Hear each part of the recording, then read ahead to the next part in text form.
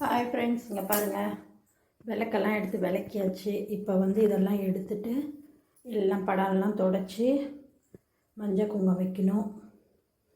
விளக்கெல்லாம் விளக்கி வச்சுட்டேன். மழை தண்ணி எடுத்து வச்சு விளக்கியிருக்கேன்.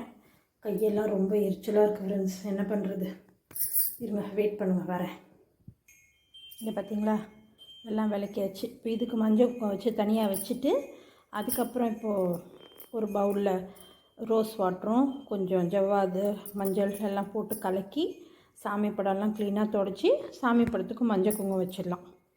வச்சிட்டோம்னா தான் நாளைக்கு காலையில் நம்ம பூஜைக்கு நம்ம ரெடி ஆகிறோம். நாளைக்கு சாயந்தரம் தான் நம்ம விளக்கு வைக்க போகிறோம். எல்லோரும் நாளைக்கு சாயந்தரம் தான் வைப்போம். அப்போ நம்மளுக்கு கொஞ்சம் ஈஸியாக இருக்கும். மழை ஃப்ரெண்ட்ஸ், காலையிலேருந்து ஒரே மழை, ஒரு வேலையும் செய்ய முடியல. ஆனால் என்னால் இந்த பாத்திரங்களை தேய்க்கவே முடிய மாட்டேங்குது. கை ரொம்ப வலி எடுக்குது, எரிச்சல் எடுக்குது. என்ன தான் லிக்விடு விளம்பரத்தில் வர்றது வாங்கி போட்டாலும் அப்படி தான் இருக்குது.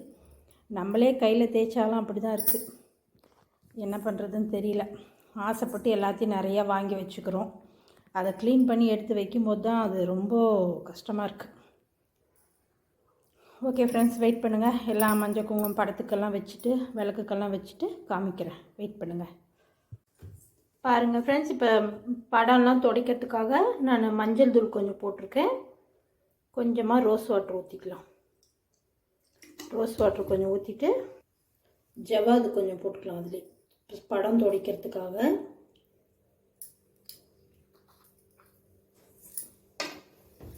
அவ்வளோதான், இருங்க, எல்லாம் துடைச்சிடலாம். ஹாய் ஃப்ரெண்ட்ஸ், இங்கே பாருங்கள், விளக்கெல்லாம் விளக்கியாச்சு. சாமி படம்லாம் துடைச்சி எல்லாம் மஞ்சள் குங்குமம் வச்சுட்டேன். இடத்த இன்றைக்கி சேஞ்ச் பண்ணி வச்சுருக்கேன். இந்த பக்கம் லெஃப்ட் இருந்ததெல்லாம் ரைட்டு வச்சுருக்கேன், ரைட் இருந்ததெல்லாம் லெஃப்ட் வச்சுருக்கேன். பார்க்கலாம், எனக்கு செட் ஆனால் அதை கண்டினியூ பண்ணுவேன், இல்லைன்னா உடனே மாற்றி வச்சுருவேன்.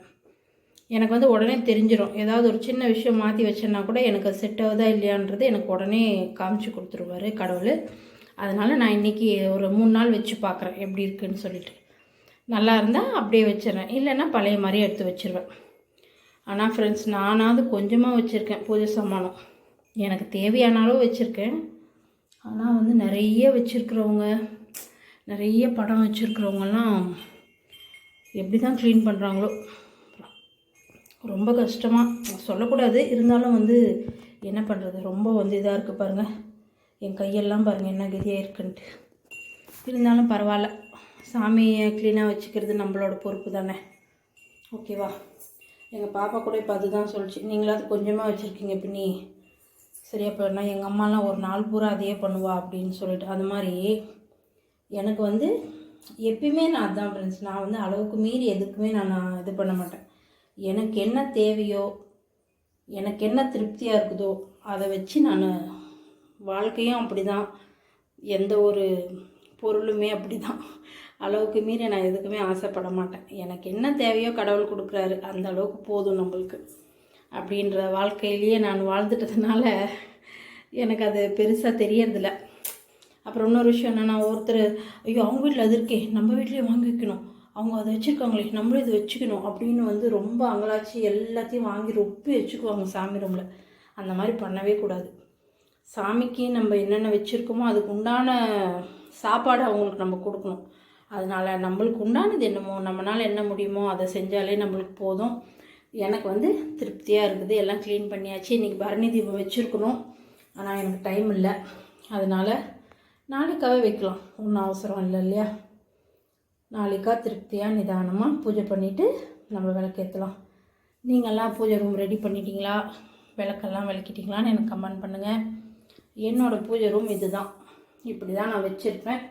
இன்றைக்கி இடத்த சேஞ்ச் பண்ணி வச்சுருக்கேன். அது உங்களுக்கு பிடிச்சிருக்கா, நல்லா இருக்கான்னு சொல்லுங்கள். ஓகேவா?